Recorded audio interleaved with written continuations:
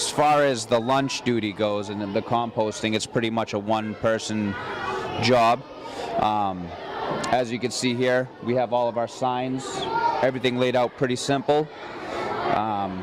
We also have these nice mesh guards that my boss Danny Dowd made to catch any solids that go in the liquid bins. Our setup is a little different than other schools because this suits us much better. We don't use the skinny containers for everything like this.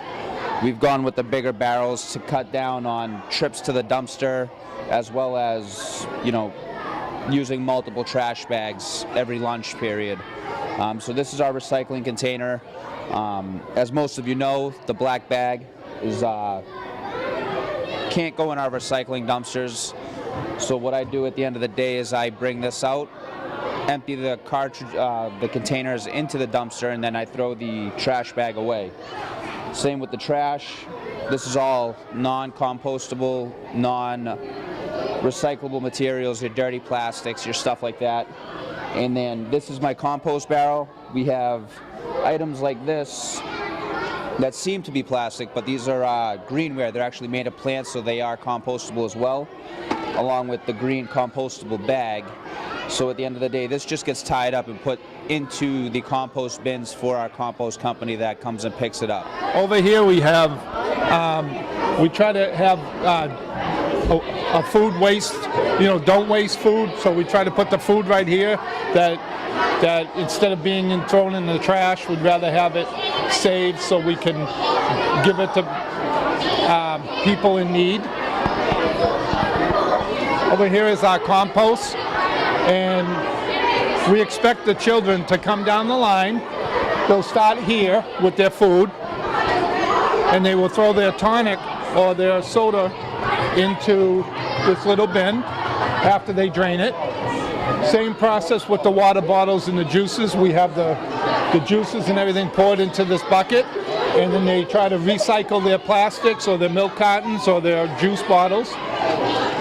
And in this barrel, we try to make sure that they try to throw their trash in here, and we try to outline everything on what goes into that barrel. As you see the charts here, this is what we expect to be thrown into this barrel. And when it comes to the compost, we expect the same process. We put up this chart here where we have the plates and all the compostable material items such as cups, bags. And as you see, they follow the routine. And as you watch as they go along, most of them know what we expect and how we can save and how we cannot throw the wrong items in the wrong bins. It's all about paying attention to details. And as you see, we have the bins all color-coded, and we'll take them to the designated spots, you know, when we dispose of everything. Like the compost goes outside with the other compost, and it gets picked up every Tuesday and Friday. And in the trash now, just one bag. We used to have about maybe 10 bags. That goes into the dumpster. And then we take the recycling and we wait to fill the bag. And then we dump the bag into the big recycling bin we have. So before, we used to just take out a bag, and sometimes it'd be half full or not full. Now we wait to it to be full, and it works out fine. It's like we're doing actually less, and it's easier, and it helps the whole process. It's not as time-consuming anymore. So for us custodians, I think it's a fantastic way that we designed it. And how well do you like having the liquids poured off separately? The liquids too is a great process, because we have a barrel washer here at Wood Hill High Plain, and we find that it's a lot easier because we don't have a lot of spillage everywhere. The weight of the trash barrels aren't heavy anymore.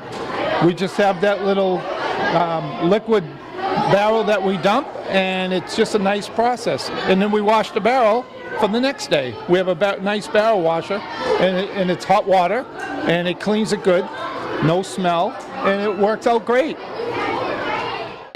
Well, as of the extra work, I don't really have time to do it, but I make time. I just come and go as I can and try to, if I miss lunches or anything like that, I'll just have to sort through it if I have time. But sometimes I'm lucky enough to have students come help me now. I mean, I still think we're doing pretty good, you know, as far as, you know, as much as the kids that do it, I think the majority is probably good. I figured we needed to get the kids involved. The students have to take ownership of the program in order for it to be successful. So what I did, I had lots of volunteers to begin with. It was new, it was exciting, but how do you sustain that over time? So part of the program is that they can take a badge if they would like to volunteer. I do have a limit on volunteers, 3 per station, because at that point it just gets too many kids. But what they get to do is, if they do volunteer to help out at lunch that day, they get their badge, they go to the front of the lunch line, so the first 20 minutes they have more time to eat their lunch. The last 10 minutes of lunch is when they get to volunteer. At that time, I don't let anyone use a station until the last 10 minutes of lunch, because I always tell the kids that I want a station manned by a student before they go throw their things away or compost, so that they have direction. And if they have something new and they have a question, there's always someone to ask the question for. Which, if we get the stuff in the right place, if we get the compost in the compost and the bottles where the bottles go, it's less work for the custodians later that have to sort through the material. Is there anything you'd like to say to other custodians?